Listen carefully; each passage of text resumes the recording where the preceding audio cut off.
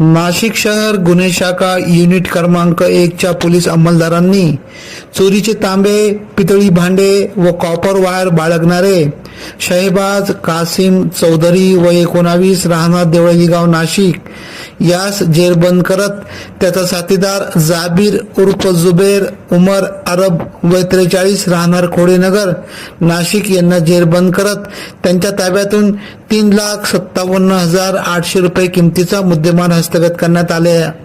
मात्र त्यांचे दोन साथीदार अशरफ हमीद शेख व खुर्शीद हमीद शेख हे मात्र फरार झालेले आहेत।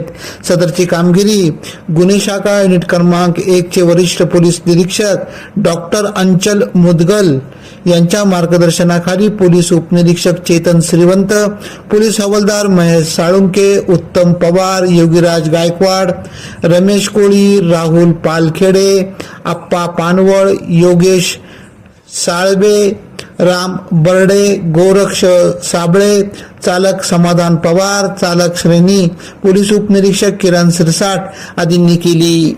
AKP न्यूज साठी ब्युरो चीफ अनवर खान पठाण, नाशिक।